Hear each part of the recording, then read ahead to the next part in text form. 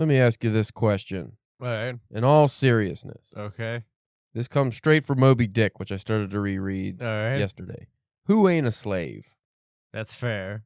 Nowadays, Jesus, that's like really, I get when he wrote it, but now, because it was talking about for him, whaling and all that stuff, about being like a fisherman, and I'm assuming just getting paid and shit, right? Not getting paid very well. So that's where I feel like we are now. We say slavery is when you don't get paid, but I feel like even if you are getting paid but severely underpaid, right? It's still like a form of slavery because there's a master class that we are not privy to. So that's not cool. I started to reread Moby Dick, Spencer, because I got the book The Melancholy of Resistance by Laszlo Krasznahorkai, I believe is how you pronounce it. He just won the Nobel Prize in Literature. So I was like, oh, he's a Hungarian author. I never read any Hungarian authors. I will get this man's book. It sounded like a more interesting one because he has a bunch of famous books, but I got that one. I had to order it off of Amazon because they didn't have it at Barnes & Noble or any bookstores I looked up. I guess, I'm sure they do now because he won the Nobel Prize. Right, yeah, that's what I was thinking. But I was looking right after he won, and they only had one of his books, and it was one I didn't know. So I had to order it off of shitty Amazon, and guess what? I started reading it, and it wasn't making fucking sense. Now, this whole book, already, I was looking through it, and it looks to mostly be a single block of text. Like, there's a few parts that are broken up, but it's mainly just blocks of fucking speech. So I was already like, ooh, it's going to be rough. But I didn't understand what was going on. I was like, I'm not that dumb. Like, why did I feel dropped into the story? And then I realized I was on page 3 because I didn't have page 1 and 2. And I should have been a clue when I opened the book and a couple pages fell out in my hand. So I returned the book to shitty Amazon, and instead of ordering another copy, I just started to do what I was originally going to do, which was reread Moby Dick. And that's where I'm at. But that quote that's from that book, Who Ain't a Slave, made me think of something that I watched recently I thought you'd be interested in. Okay. Have you ever heard of the Existential Elk Theory? I don't believe so. Let me look up the fella's name who came up with this. He's like a Norwegian or something. It's very interesting. The Existential Elk Theory is a philosophical concept by Norwegian philosopher Peter Vessel Sapfe, which uses the extinction of the giant Irish elk, as a metaphor for the human predicament. So basically how the existential elk theory goes, there was an Irish elk. It was giant, obviously. For whatever reason, this thing evolved where its antlers wouldn't stop growing. Oh, wow. So what is normally animals evolve to survive, this thing evolved to the point where its antlers were actually becoming a hindrance. So not only was it becoming malnutrition because it was, growing these big fucking antlers and it couldn't get enough food, but it made it hard to defend itself because its head was getting too goddamn big and weighed down. Just made it hard to move. It couldn't go through the forest. So essentially it was a form of evolution that killed off the animal. Not hunters, just the fucking stupid antlers it grew. Well, the theory is that what if human consciousness is our antlers? What if our consciousness has evolved to the point where now it's a detriment to us and it's causing us to, self-implode? Pretty much. I have before I go into, because this guy breaks it down more into, categories. Before I go into that, there's 2 parts to it that I was thinking about. Okay. From just human evolution that I think we survived. So the first one, assuming this is correct and our consciousness is going to lead to our downfall, I think it almost already happened with things of, like human sacrifices and stuff on a smaller scale. Because when humans are just killing each other for sacrifices to the gods, that's kind of saying, oh, you're thinking too much. Yeah. Now you're like making up all these gods and stuff that you have to, do blood sacrifices to, and you're killing one another. So now it's not like if we stuck with that and went real extreme with that, we'd go extinct. Well, yeah, because that's the only way they could explain things back then. Yeah. And then the modern one, which so far we're surviving, but not, we're surviving. Like, we're still here. But, like, just the way that we all have different ideas, different ideologies, and they clash.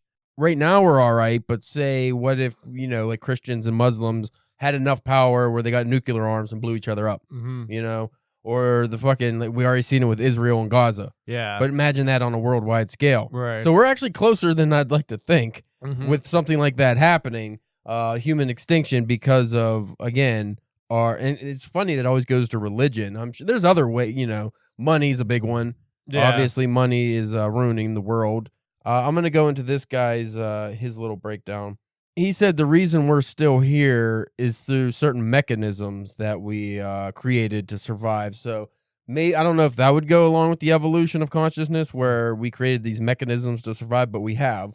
Isolation, anchoring, distraction, and sublimation. I'm not going to break those down, but essentially think of people that use religion. Mm-hmm. That's how they cope with what is basically, if the main theory here is that if you actually looked into the human condition and what is life, it's just suffering. Oh, yeah. Like everything's bad all the time. I mean, we make it worse, but if you say you have a deer, in the woods, if that deer was able to have the kind of consciousness we had, an ability to create safe havens like houses and stuff, so it had to live in the woods and survive, but it was aware that, I could die of freezing to death, getting eaten. Like my life can end at any moment. That we're in the same spot. We can die at any time. So when you think of it in those terms, it's terrifying, but we come up with all these mechanisms to cope with it.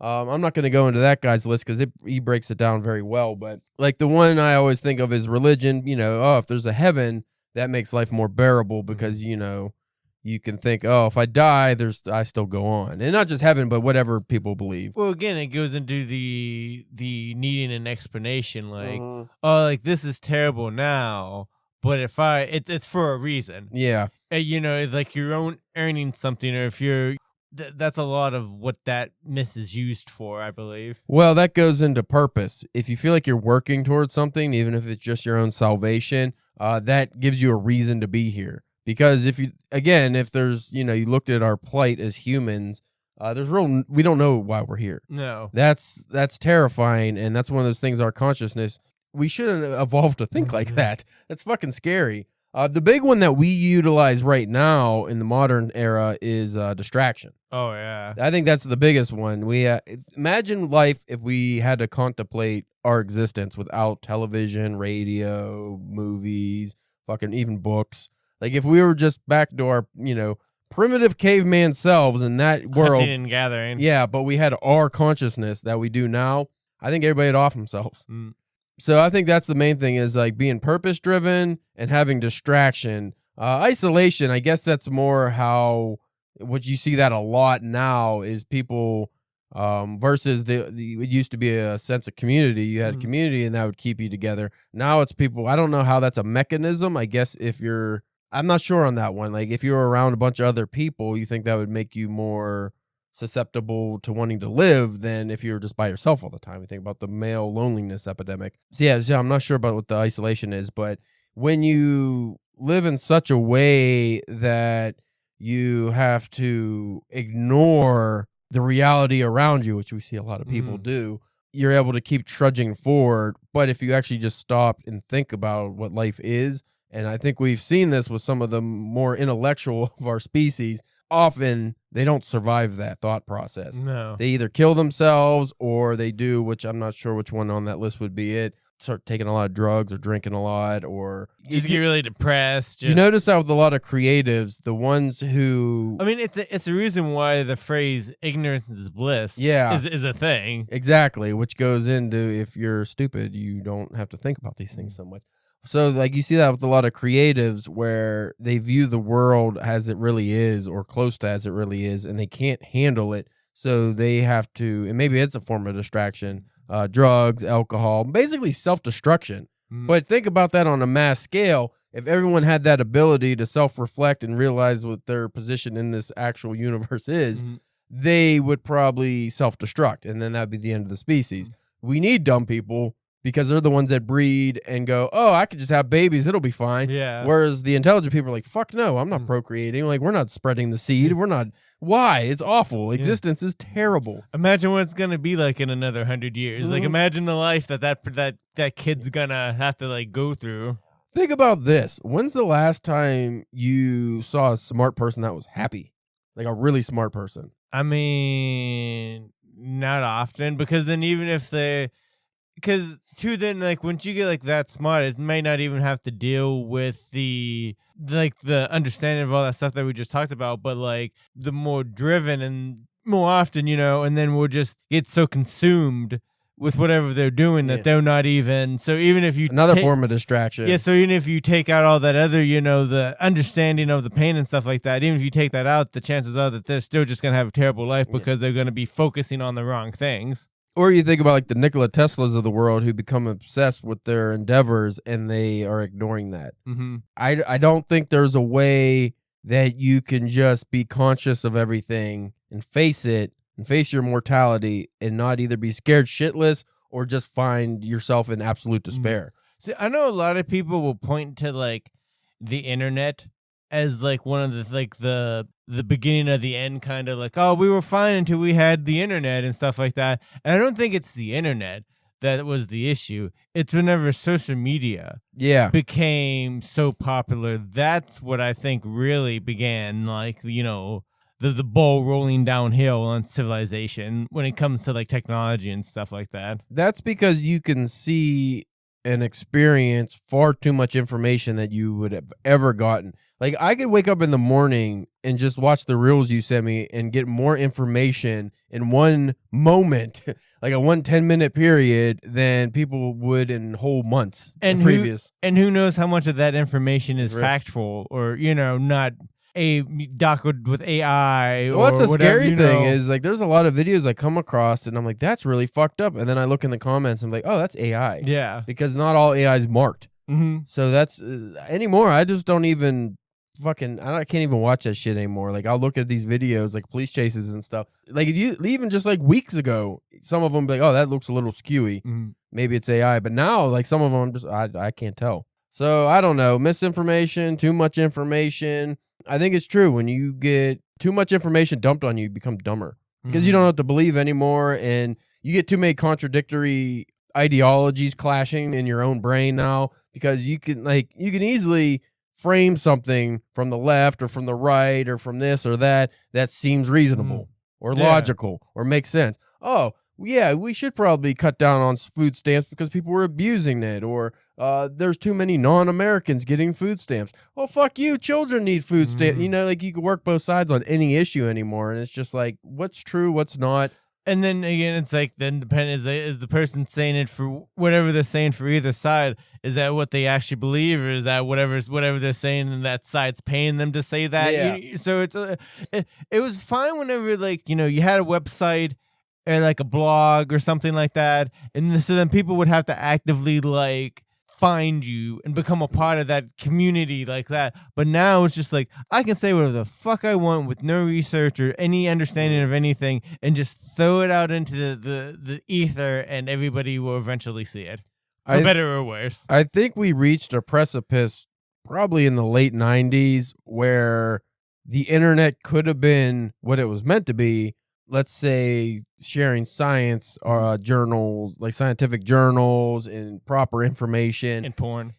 Well, that's the thing. I think that's where it started to get skewed is people started putting porn up, and then it went from, oh, this could be a major distraction. Yeah. Or this could be, a new age renaissance where everybody's enlightened, a new age of enlightenment. We went porn and memes, and social media obviously was, I agree too, that was probably the downfall. People were not meant to be able, like I shouldn't be able to, wow, it's kind of cool sometimes. Yeah. I shouldn't be able to become close friends with somebody in England. Yeah. That I've never met in person. Like that wasn't possible until recently. So it's very bizarre that we always seem to choose ignorance over. I think it's because ignorance is easier. Oh yeah, definitely easier. Yeah, because if we just went down like the information route, we highly regulated the internet, so only the smarties worked it. It would sound weird just because of all the innovation, but like that we've done with. But like humans go with the path of least resistance. Yeah, always. Well, that's a weird thing. And the only reason we have the advancement is to make the resistance even less. Yeah. Like that's the weird thing about human evolution, that was one of those things, again, maybe with the consciousness. It evolved so we would live longer because, I'm not going to push a boulder up the hill that's going to fucking destroy my endurance and then I'm going to be malnutritioned and die. No, we would find the easiest workaround, which also is why our consciousness and intelligence grew, because we were always finding workarounds to make it easier. I forget who it was. It was like shitty Elon Musk or Bill Gates or somebody that was like, oh, I'll hire the laziest guy I can find for certain positions because they'll find the easiest way to do the job. They'll do the most efficient job because they're trying to make it easier. I think at some point, though, that became a detriment. Well, you see now, once like food sources became too prevalent, so now people could just eat all day. Now we got all these big fat fucks. Because what would you rather do, Spencer? Would you rather go to the gym and deadlift 500 pounds for an hour, or would you rather watch like anime in your living room and eat a pizza? Yeah, the pizza and anime. What's easier? What's more comfortable? But one's way more harmful for you? Yeah. So that's one of those things where we evolved in the wrong direction with that. And that was one of those ones, like, I think that happens with animals too. It's just like, oh, the environment changes, so your evolution can't change fast enough. The AI shit, I think, is scary. I think that's going to derail. I don't know if it's going to be social media or the AI that completely derails humanity and we go extinct. It's like a race. Whether we kill each other or we allow AI to ruin us. See, I don't know if we ever go fully extinct. I feel like we're too cockroachy in some aspects. Like, I feel like there will still be like, we're just the slaves to the AI overlords. Like, you know, that's the thing. Who ain't a slave? Yeah. Again, it seems that, and that's weird. The rich. Yeah, that's who. But even the rich, like well, I mean, like the uber rich, like who's at the top? That's what I always ask. Like, who's actually at the top there? Because even if you think like the Saudi princes and stuff, they're only alive because the people that they rule allow them to be alive. Because you say, oh, well, they're enslaving their people, whether they know it or not. They have a military that works for them and all this shit. But as history has proven, enough people will always overthrow that. Always. Yeah. There's no way. The only way is, let's say Trump decides to become the king of America and he has this military that works for him and it squashes every protest, and even when we try to rise up, just beats us down. At some point, there will be so many people that could rise up that you would have to nuke your own people and then just end humanity. So that's the only way around. That's the only way someone like that could technically win, but they still die. So you can't, like, there's no way. You can't be at the top without still being a slave to somebody. You just don't realize it because you're at the top, but you still, we saw that with Gaddafi in, what was that, Libya or wherever, where the fucking people had enough and just took him in the street and just killed him. It's like he was the top guy. Like, you couldn't do anything to him until everyone said, fuck it. Yeah. French Revolution. Fuck it. The fall of Rome. Fuck it. There's always some people just like, fuck this shit. We're done. We could do that right. That's what pisses me off. We could do that right now. You know what all it would take? It's very easy. If everybody just said, you know what? No food stamps, everybody's suffering, there's not enough money, jobs don't pay. None of us are going to work, none of us are paying our mortgages or rent, and none of us are shopping. Yeah. We're just riding it out for months. See what happens. Everything fucking crumbles. Everything. And then all those fucking rich ruling class, what do? Well, that's what I always like when it comes to like The Stand and even like stuff like The Walking Dead. That's always the stuff like, oh yeah, like the monsters eating you and the zombies and stuff. That's cool. Yeah, let me see him eat somebody's eye or something. But the stuff that interests me is like the process of like trying to rebuild or whatever like passes for like society or just stuff like the power structure of like those kind of things. I think are always like fascinating and like fun to play with. And in any dystopian world, it always, unless there's like, you do one of those futuristic overlords where it's like, it always crumbles down into like factions again. It always goes into tribes, always. Yeah, I want to check it out. I think, but I never got around to reading it or watching like the movie. And I think they did a show too, but I think it's called Snowpiercer, where it's like literally just on a train. I watched the Chris Evans movie. Yeah, and they did it. It's from a manga. Maybe, or it's like I think it's like a German or Russian something like that. It's a foreign comic, something, yeah. Because it had like the long formatting. I really that was a cool ass movie, and he went through the class system. Well, yeah, and then they made a TV show too. But like that, I always thought that was like an interesting concept on that kind of thing. Anyway, we should probably get to the episode. Yeah, I don't know much of an episode. DBS. But I thought that was a really interesting look into consciousness, though, because I never thought about that. Like, I've read things where it touched on that, but I never actually sat down and thought about our consciousness and our inability or our purposeful inability to not actually see what our lives are really like.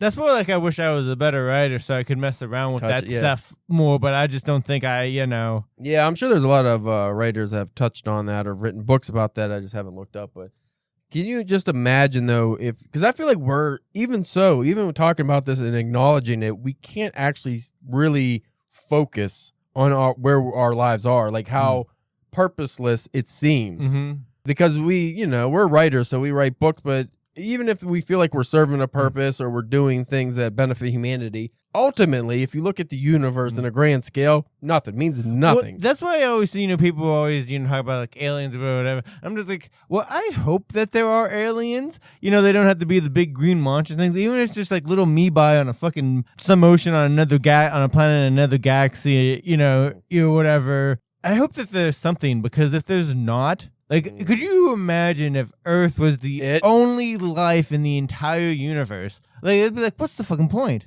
Yeah. What's the point of it? Like, there isn't. What I would give to be an amoeba. The simplicity of being an amoeba. Should I split? Should I become a second cell? I don't know. Yeah, so that's something for you folks to ponder, I guess. Anyway, we're going to be talking about some stuff. Families or something creative. Something you came up with. Yeah. We'll be talking about that momentarily for, I don't know, another 10 minutes. This might be the first time the cold open's longer than the actual episode. Anyway, stick around.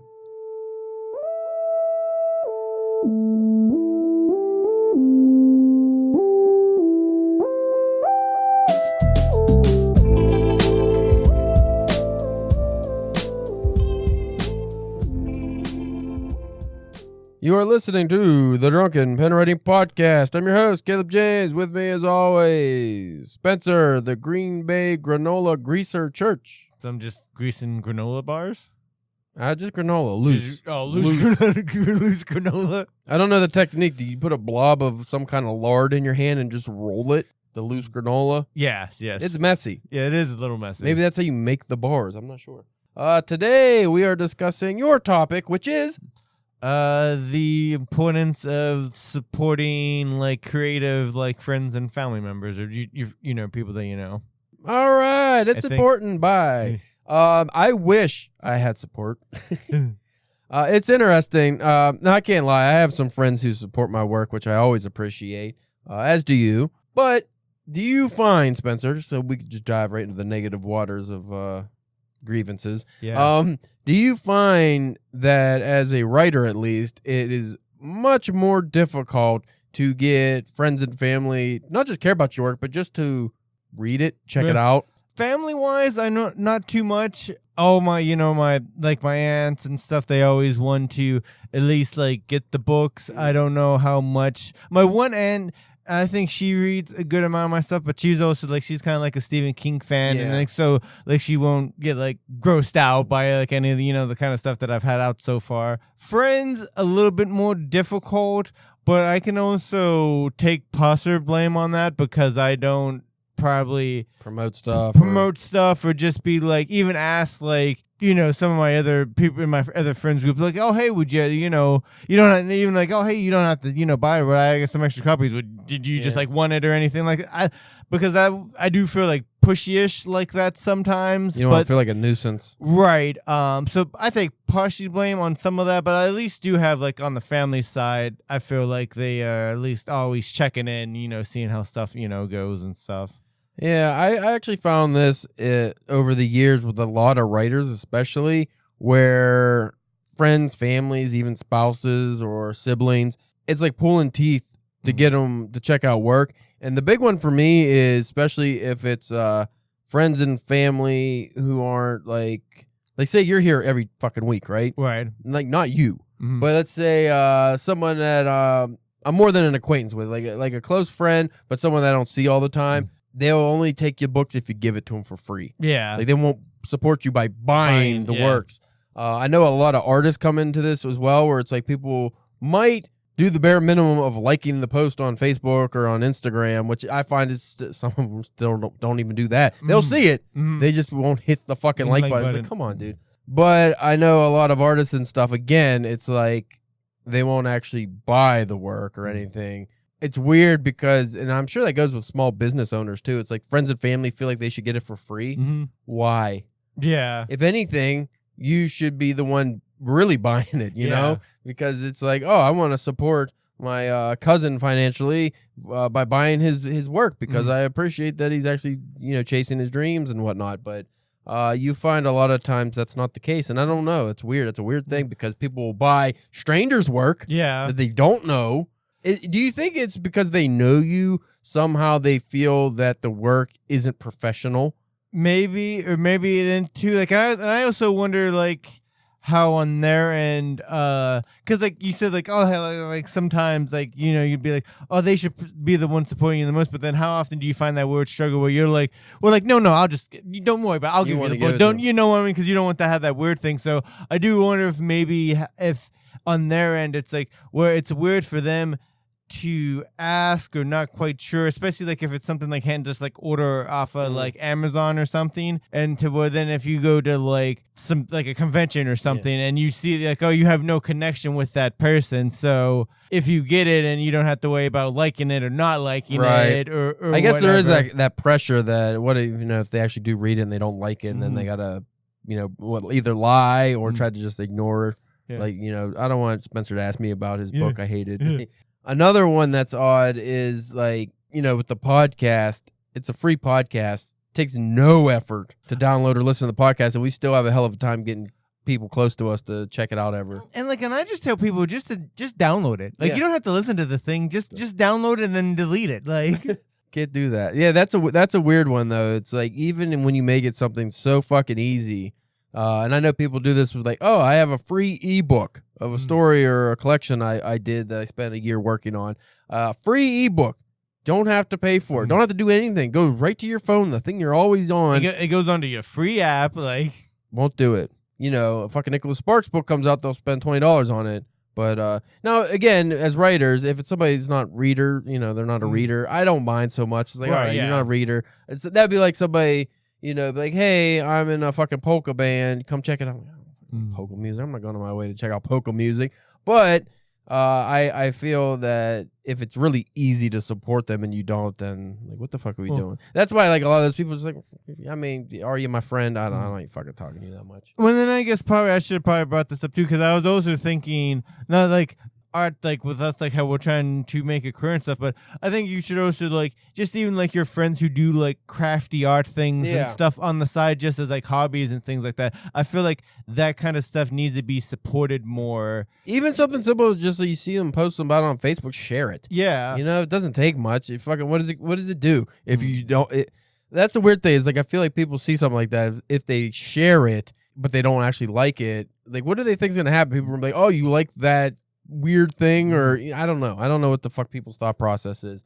I just assume most people are so consumed with their own lives that they don't, you know, tend to look at what others are doing, which is fine. But I also think there's actually an air of jealousy that permeates sometimes. That you're trying to do something. Well, if you notice, which I've experienced this as a writer before, which I cut off a lot of these people, no matter what you have coming out or what you're doing, you'll find people that you thought you were close to constantly cutting your legs out from under you. You know, they're always like, okay, you got into Hellbound books or something. Well, let's back it up. Let's say that Gridiron Gates thing you were in. That was like your first big publication thing, but that was just that was for charity.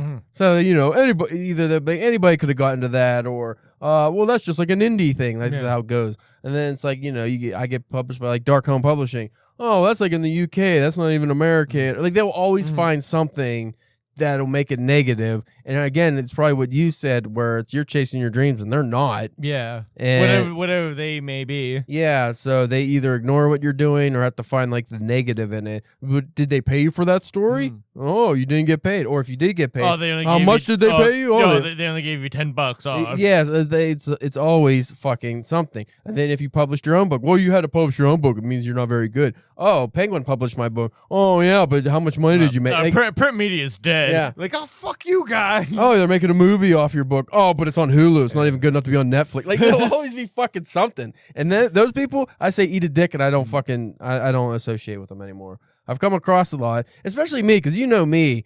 I'm one of those people that maybe even to an annoying degree will try to get people to try stuff. That be like, hey, I think you're, you know, oh, I saw you were posting just some art you did for fun. I think you're really good. Maybe you should pursue that. Oh, you're good at photography. Oh, I read some of the posts you made, and I thought you actually have skills as a writer. Maybe you should pursue this. And I'm always pushing people to chase things that they enjoy. And again, maybe like in the cold open with the path of least resistance, they don't want to do the work. Yeah. Which we talked about on this podcast before. One thing that a lot of creatives seem to lack, like the ones that become, successful and the ones that don't, is a skill that nobody talks about, and that's the skill to persevere and just grind away. A lot of people don't want to put in the actual work to do something. That's why it's called being a professional writer, professional artist, professional whatever, is that you're doing it when you don't feel like it, you put in the work. Yeah, you put in the time and you put in the effort in, you're doing it as a profession, If I told you how many fucking people I encounter every year that they get excited about something and I push them toward, I'm very supportive. I'm always very supportive. Even somebody I don't like, I'm very supportive of if they want to do something to better themselves.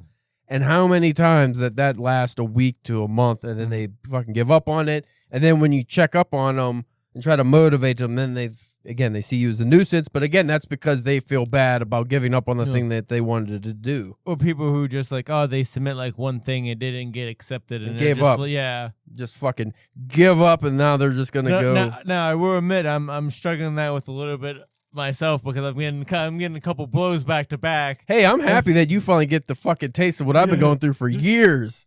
Because for a while there, it seemed like you were just getting accepted pretty easily. Yeah, I mean they weren't the greatest of things, but they were still being So now you get now I have a story that I might end up sitting on for 3 years before I get it published. Things like that fucking suck, but it comes with the trade. Have people talk about, oh man, your story's so great and awesome, but we're just not gonna pick it. Dude, when you sent me that, my first thing was like, I'm not gonna discuss where, but Spencer got a rejection. A fairly quick one, but it was very detailed, very positive. It's my best rejection so far. Yeah, but it's like, if you like the work that much, why didn't you just publish it? Yeah. Now you get some of the stuff I've gotten where it's like, they fucking are raving about the work, have one minor complaint about it, and then don't publish it. Yeah. In that one, they did actually do a good job of, like, they told me a couple of things that they didn't like. I wish they'd be like, was it not a fit because like they like we didn't see it fit for like the winter issue, and it'd be like is it because of like a theme that I didn't know about? Like would you like to use it for the next issue? You can keep it. 3-4 months, that's fine. I don't care. You can have it for the next issue. Like, or like you texted me and it was like, what if I just told them I'll make the small changes they want it, like they think that'll make the story better and resubmit?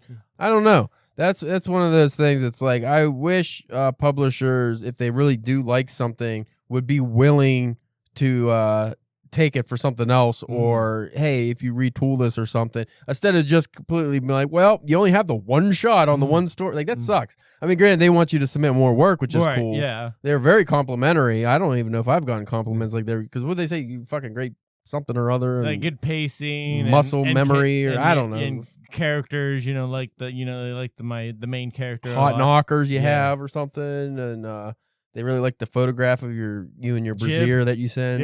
You cut of your jib. That was a good email, but it's one of those things that was just like, what do you do now? That's where I'm at. Where it's like, what if you have a story that's just under the level from a higher end publication, and then you might be like Caleb, who eventually just gets sick of waiting and submits it to a Dookie publication, gets accepted immediately, and regrets it for months.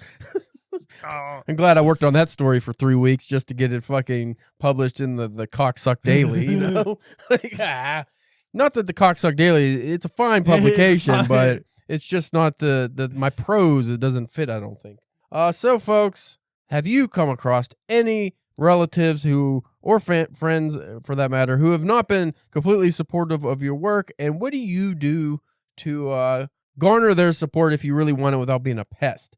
That's the thing that I find tricky, is like, how do I get people, especially if they're not necessarily like readers, interested in what I'm doing? And I think in that what also falls in like with the friend category too, because we both talked about that before, but like, we don't have like we have more now just because of the people we're starting to know and stuff. But like a close friend group, we don't have, like, there's not a lot of like readers, like, so it's just even like, it's like might as well be trying to sell a book to a blind person, So I think this actually touches on something I truly believe in, which I think is like a Will Smith way of going about life. Not that I want to emulate Will Smith now, but he was, even now he's still very successful. Mhm. So it is, which is very hard for people to do, and this is why you see quote unquote ghetto people stay in the ghetto, or you see like maybe rappers become successful or basketball players, but then they still ended up destitute and poor because they don't cut off their original friend group or the people, the original homies, quote unquote. You want to, and I think this is what Will Smith said, is, oh, I want to be a successful actor or a businessman or whatever. You need to elevate your friend group and associate with those people, not the people who are fucking, oh, I'm 33 and I still go to shitty parties every weekend or go to the bars and I don't actually pursue anything interesting. I just work a dead end job. Like if you that's the only people you hang out with, that's where you're going to stay. Well, there's like a saying or something of like, you want to hang around the people you want to be. Yeah. Which is to a certain extent I get, but then those also like those little, like, I don't know, some of that I don't agree with. Like, yeah, but for the main principle. Yeah. So I think like, I personally found that when I finally started having success as a writer and my writing's been elevated is when I started associating with people that are already successful in that world. And I started talking to them more and talking to the people who, maybe I've grown up with that don't do anything. Like talk to them less. And it's not saying you have to be mean to them or completely cut them out of your lives, but it's like, you can't give them the majority. Like you can still hang out with them on the weekends and go to see a movie or go out and have a dinner with them or something. But it goes to like the alcoholic thing. Is like once you stop drinking, if you still hang out with the people that do drink, even if you don't drink, you're gonna find it's like I don't really have much in common with you anymore. I'm not enjoying this interaction anymore. So yeah, you could maybe hang out with people to like go to see movies and stuff, but you have to realize what's important to you.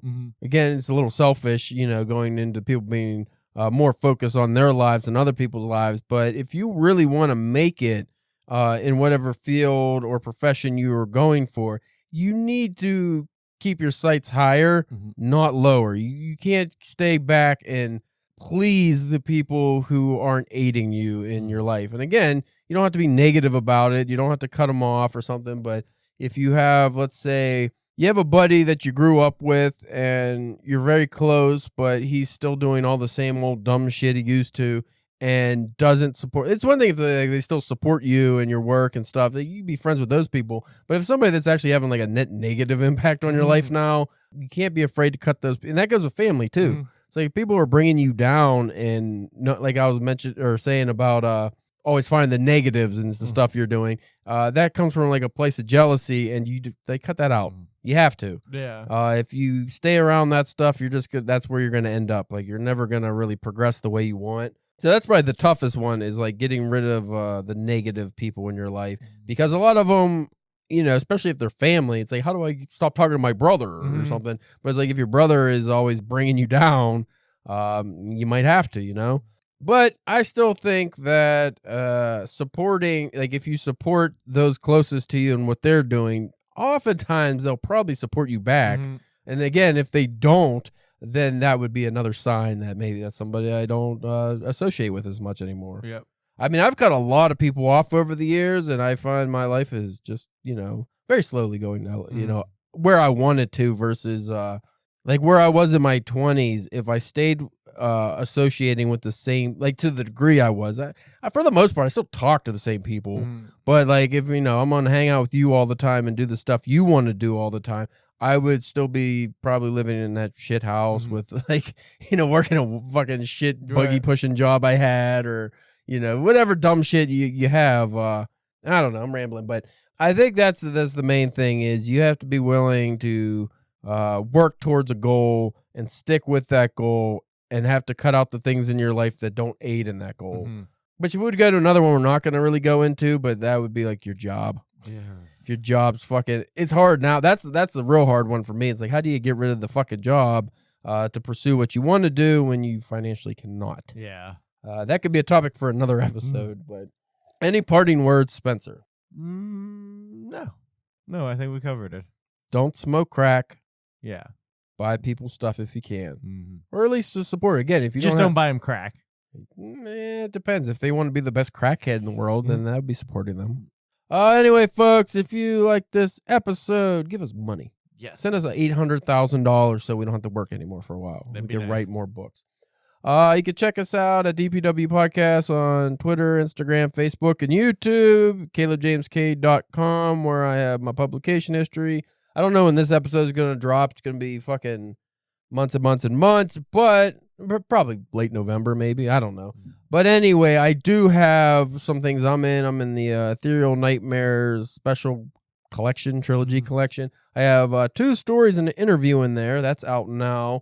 Spencer's and Hellbound books, campfire stories, and maybe something else by the time this comes out. Who knows? Then Spencer's OnlyFans, he is over there in Green Bay, and he is greasing up hunks of granola. Yes. Yeah, so check that out. Very sticky. That's good time. Very sticky. Well, grease isn't supposed to be sticky. It's supposed to be opposite of sticky. When you get everything all mashed together, it gets all sticky. He's mashing it. It's getting sticky because he's adding a secret ingredient. Thanks for listening. We'll check you out next week.